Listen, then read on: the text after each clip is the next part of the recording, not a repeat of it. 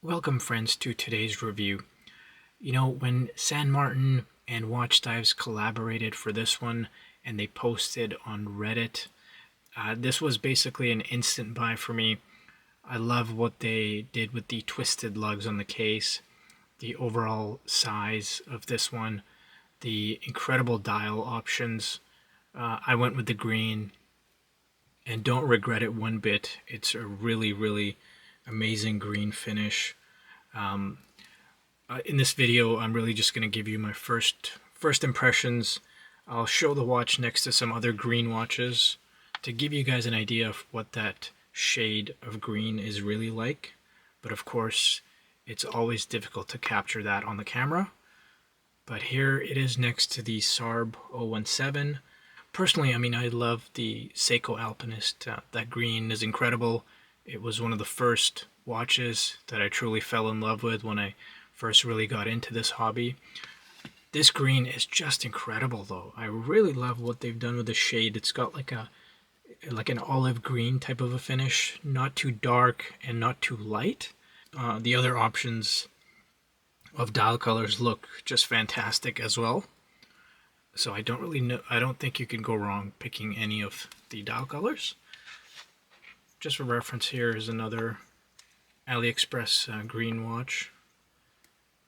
This is the Bernie Titanium Field Watch. And there you see how the greens compare. Just trying to hold it at different angles so you can see how the light plays. And one of my other favorite watches at the moment is this incredible IWC Engineer Homage. And just for fun, I'll hold it next to the San Martin to give you an idea, at least of the sizes. Of course, two totally different watches, but what a time to be a AliExpress watch enthusiast, whatever we want to call that. Just some incredible watches being produced by these Chinese manufacturers. Both of these have incredible finishing. I haven't looked too closely at the San Martin under macro lens to really talk much about the finishing yet, but I have no reason to believe that it would be below any of the previous San Martins. And of course this IXDAO, or is it IXDAO? I'm not sure how you pronounce this. Leave a comment if you know how to pronounce the name of this brand properly, but this one has been incredible. It just is not getting as much wrist time. I've been hitting up the gym a little bit more recently, and I've noticed my wrist has swollen up a bit, and now this one feels too tight. And I did mention in my review that I got a perfect fit, but unfortunately, due to the lack of course, micro adjustments and half links, this one has been sitting in the drawer collecting dust. If you guys are watching, please make a half link for this, please. That's such an incredible piece. Here's another quick side by side of the Seiko Dress KX. And the Seiko, I think, is listed as a 40mm, but of course it's got the Seiko magic for wearing smaller. But there you see side by side. And here's the side profile. But anyways, let me get the Seiko out of the way. I want to just take a minute and mention, of course, none of my videos are sponsored by any branding, so you're getting my true thoughts and opinions. But I have to say, Watch Dives, they were really fantastic to deal with. As I said, they posted on Reddit about the release of this one, and they did mention that anybody that messages them, if they're interested, they would reserve a piece. And I was a bit shocked to get a message from Watch Dives when this was on their website. And in fact, when I got that message, I clicked the link and quickly made the purchase. And when I did that, I went to the website and I actually didn't find this piece posted there yet. So it looks like they did give some special treatment to those who messaged them directly.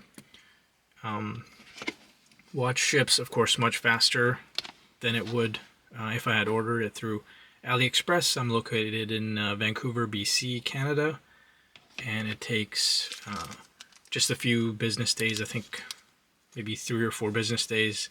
This was included also. 3 or 4 business days to arrive from Watch Dives using FedEx Express shipping. So that's always nice to have. Now, onto this watch. I'm just blown away by what they have put together here. The case dimensions, the overall look, just everything about this piece. Of course, I'm in the honeymoon period, but so far, I'm really blown away by what this package that they've put together.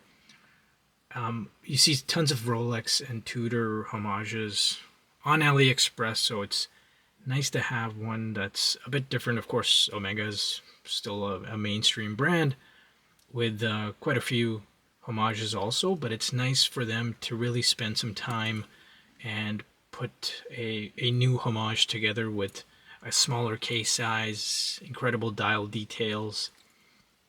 And speaking of the details, let's talk about the case dimensions. So 38 millimeters case diameter, and it's only 45 millimeter lug to lug.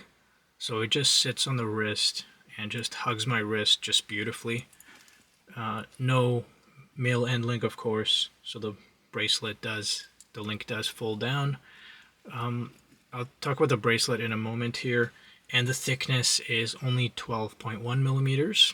At least that's what I measured it at, and it goes up to this nice flat sapphire crystal, which does not have a strong blue AR coating like some of their other watches. And it's got the lovely twisted lugs. And let's just zoom in and take a look at the case, and then we'll take a look at the bracelet, and I'll finish it off with some wrist shots and loom shot. Here's a close-up of that case. So twisted lugs, of course, polished, and the polished section runs along the side of the case, and then the twisted portion closer to the lugs has got that brushed finish. And of course it's got that circular brushed, and then the bracelet has the linear brushing. The one thing that I'm still not sure about is the size of the bezel.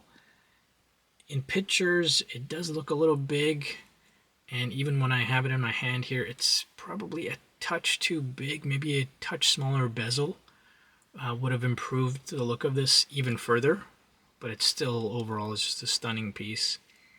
Side of the case, crown operation feels nice and smooth. How about what do you guys think of the crown?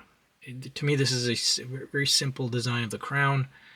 Something a little bit more complex, a different type of crown maybe would have added a nice touch also. The dial is just incredible. Like every time I look down at the time, I just admire that dial. Just amazing, amazing finishing. Alright, and so the only negative so far has been this bracelet, and although it is a comfortable bracelet and it looks nice, it's got, nice brushed finish. It's got those smaller links. The sides don't feel too sharp like they do on their oyster style bracelet. Construction is bang on with the screws. Screws all came out nice and easy without any issues. Obviously, solid end links. And then it's got the amazing on-the-fly clasp. Bracelet goes from 20 to about 15 and a half. And then the clasp width is just over 18. And we've seen this clasp before. It's got that on-the-fly adjustment. So no complaints there. The only issue I have is the links do bind up a bit. They don't have perfectly free articulation. And I've seen some comments on Reddit about this being a hair puller. That has not been an issue for me at all, and I have pretty hairy arms. So if this was going to pull my hairs, it would have done so already. And we're seeing a little bit of scratching happening there on that first link. The last link that connects to the clasp here has a touch of play there. So not super precise there, but again, this is their clasp that they use on a lot of other watches. So a little bit of binding on the links, especially that first one from the end link. Doesn't have perfectly free rotation. As you can see, it gets a little bit stuck there. So that's my thoughts so far. I'm going to be wearing this probably a lot because it feels comfortable, wears really well on my wrist, and I'll post a full review after I've spent some more time with it. And let's move on to a wrist shot and show you the lume. Nothing disappointing to report today, so if you're interested, I would highly recommend you go onto either Watch Dives or AliExpress and get your piece, because this is an NH35 reliable movement in a just beautiful case with an incredible dial. It's got the date complication, it's got good lume application, hard to beat as a daily driver. And here's the watch on my 6.5 inch wrist. Like I said, very comfortable bracelet. Case size is just about perfect for me with that 45mm lug to lug. The crystal in this dial does catch a lot of reflections, but I'm still glad that they didn't use that horrible strong blue AR coating. So 6.5 inch wrist, that's how it looks. Just one of my better fitting watches, really. I've been enjoying this so far, and look how nice and flat it sits. There's no overhang, and the case thickness and proportions they've got just right. Like I said, the bezel might be a touch too big, but the way it sits right now on the wrist, it wears really nicely for a 12mm thick watch. That's normally the issue with the NH35 watches, is they end up being a touch too thick. But this one is a beauty. Well done, San Martin and Watch Dives. To finish it off, here is a lume shot. We've got the San Martin here on the left, that BGW9 lume. For comparison, here is the Seiko Dress KX. Seiko lume, noticeably brighter. And we've also got the Seiko Alpinist. The Alpinist, roughly equal brightness, I would say. So the lume is not exactly stunning, but definitely will do the job. Hopefully that video was helpful. Now make sure you do check out some of my other reviews.